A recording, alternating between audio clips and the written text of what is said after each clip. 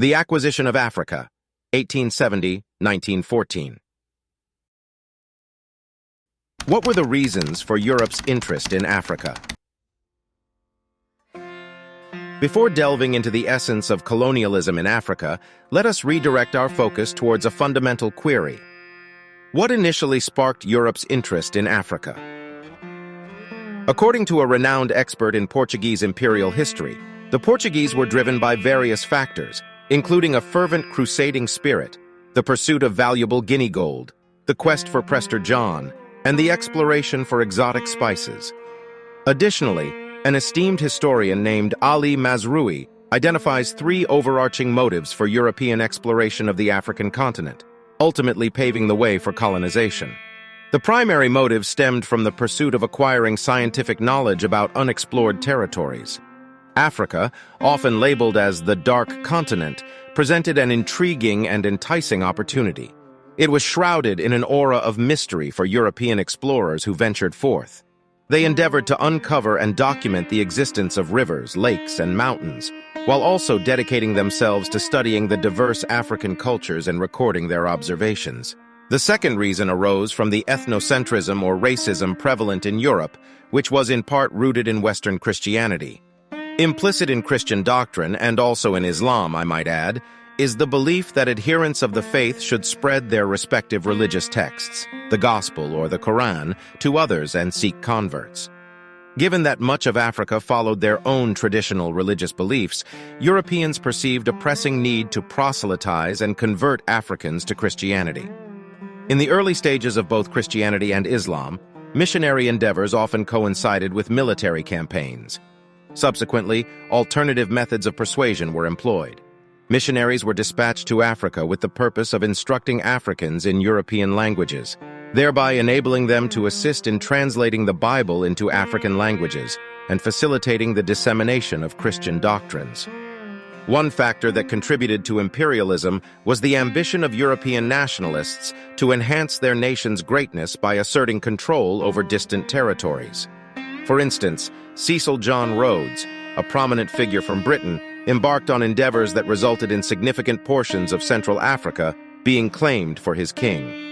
The explorations led by Henry Morton Stanley in Africa also paved the way for King Leopold of Belgium to obtain the Congo, which ironically he named the Congo Free State. Additionally, Prince Henry of Portugal and subsequent explorers played a role in establishing the Estado da India, an early Portuguese empire in the Indian Ocean, often referred to as the first Portuguese global empire, upon which the sun never set.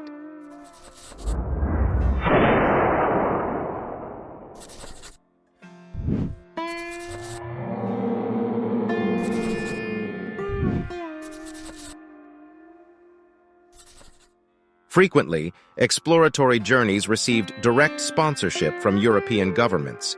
In other instances, when missionaries or other explorers faced hostility or perilous situations, as exemplified by the case of Bishop Hamilton, who encountered religious resistance in Uganda and ultimately fell victim to murder under the orders of a local king, foreign troops were swiftly dispatched either to punish the involved groups or to safeguard other foreign nationals. Once foreign troops arrived, they inevitably remained, and soon thereafter colonization expeditions ensued. Following the establishment of colonial rule, missionaries and colonial authorities formed a remarkably close collaborative alliance. Across much of colonial Africa, schools were operated and managed by missionaries, although they received varying degrees of financial support from colonial governments. The primary objective of missionary education, from the perspective of colonial administrations, was to ensure that an adequate number of Africans were educated to meet the limited demand for semi-skilled labor within colonial bureaucracies. Mission schools propagated the notion that the presence of Europeans in Africa was intended to benefit the African populace and uplift them from a state of barbarism. African customs were actively discouraged, African languages were prohibited in mission schools, and African heritage was subjected to ridicule and suppression. The aim was to bestow upon Africans a new identity by compelling them to adopt new Christian names. In numerous ways, Western religion fostered submissiveness by emphasizing that earthly existence was transitory and should be utilized primarily to prepare for eternal life. Individuals were taught to embody Christian virtues of forgiveness, submissiveness, and patience in order to qualify for eternal life. Humiliation and suffering, such as those experienced by Africans during colonialism, were regarded as ennobling and spiritually purifying. What drove the Europeans to actively seek out colonies and empires in Africa? There are three distinct reasons that emerge, falling into the categories of political, strategic, cultural, and economic factors. The political impetus revolves around the intense rivalry between European nations during the 18th century, each vying for dominance in the global system. These nations believed that colonial possessions bestowed prestige and elevated their status. Even in present times, significant countries continue to compete for influence over smaller states. The competition witnessed between the United States and the former Soviet Union in the Cold War era, particularly in the so-called Third World, was driven, in part, by the pursuit of leadership and supremacy in global affairs. Consider the sense of pride and psychological self-importance experienced by Britain during the height of its imperial might, exerting control over an African territory that exceeded its own size by more than 40-fold. The primary factor behind colonization was the economic drive. Early literature on colonization extensively emphasized the vast resources and markets that Africa offered, along with the economic advantages European powers would gain by accessing the African continent. Historians argue that European countries pursued colonization of African states due to the inherent demands of capitalist economies. These economies not only required natural resources to fuel their own industrial revolutions, but also sought to exploit the abundant source of inexpensive labor. With the expansion of European economies, the need for captive markets in the Third World became crucial for disposing of surplus goods. In essence, the pursuit of wealth, trade, resources, and cheap labor served as the impetus for European expansion into Africa. The impetus for colonization arose from the deeply rooted ethnocentrism and cultural superiority complex prevalent among the European population. They firmly believed that individuals or societies deviating from their own cultural norms were inherently inferior. In the case of Africans, Europeans regarded them as technologically less advanced, often dismissing their unrecorded historical achievements, thus rendering them unfamiliar to the rest of the world. As a result, Europeans assumed a self-imposed responsibility to civilize and uplift the African people. Seeking to present colonization in a favorable light, advocates of this viewpoint employed language that seemingly portrayed the interests of the colonized as equal to, or even surpassing, those of the colonizers. Consequently, poets, writers, and intellectuals took on the task of providing moral and philosophical justifications for colonialism once the decision to establish colonies had been made.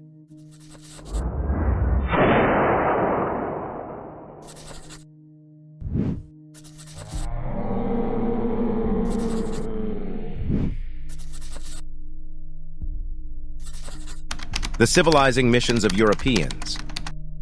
Europe's colonization of Africa was justified by claiming a moral duty to uplift Africans from their perceived primitive state.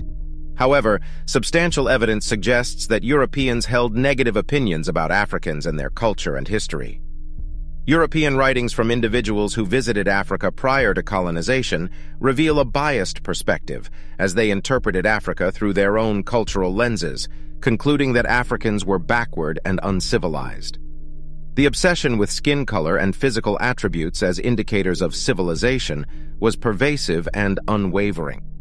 Consequently, Europeans believed that colonization was not only justified, but necessary to fulfill their mission of civilizing Africans. But how did they envision this mission? How did they plan to execute it? What kind of transformation did they anticipate in the African people once their mission was accomplished? Exploring the answers to these pivotal questions uncovers intriguing disparities among European colonizers and sheds light on their racial attitudes and the underlying assumptions of their civilizing mission. This, in turn, provides valuable insights into how they defined themselves as British, French, Portuguese, or Belgian. Colonial rule. Did Africans experience any advantages? there are significant negative aspects that deserve attention and consideration.